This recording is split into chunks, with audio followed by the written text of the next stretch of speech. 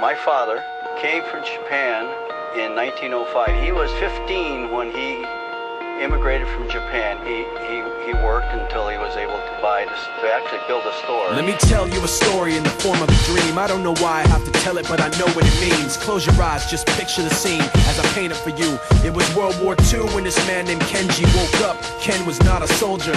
He was just a man with a family who owned a store in LA. That day, he crawled out of bed like he always did, bacon and eggs with wife and kids. He lived on the second floor of a little store he ran. He moved to LA from Japan, they called him immigrant. In Japanese, he'd say he was called Issei. That meant first generation in the United States, when everybody was afraid of the Germans, afraid of the Japs, but most of all afraid of a homeland attack. And that morning, when Ken went out on the doormat, his world went black, cause right there, front page news, 3 weeks before 1942, Pearl Harbor's been bombed and the Japs are coming. Pictures of soldiers dying and running. Ken knew what it would lead to, just like he guessed. The president said the evil Japanese in our home country would be locked away.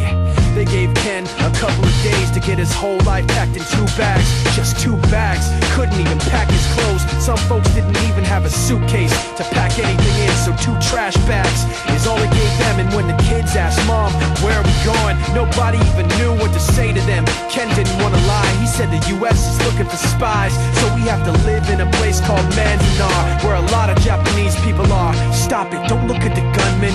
You don't want to get the soldiers wondering if you're gonna run or not, cause if you run then you might get shot. Other than that, try not to think about it. Try not to worry about it being so crowded, cause someday we'll get out. Someday, someday. As soon as war broke out, the FBI came and they just come to the house and you have to come. All the Japanese have to go. They took Mr. Nii, and people couldn't understand why they had to take him, because he's just innocent laborer. So now they're in a town with soldiers surrounding them. Every day, every night, look down at them.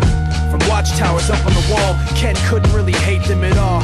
They were just doing the job, and he wasn't gonna make any problems. He had a little garden, vegetables and fruits that he gave to the troops in a basket his wife made. But in the back of his mind, he wanted his family's life saved. Prisoners of war in their own damn country, what for? As time passed in the prison town, he wondered if he'd live it down if and when they were free. The only way out was joining the army, and supposedly some men went out for the army, signed on, and ended up flying to Japan with a bomb. That 15-kiloton blast put an end to the war pretty fast.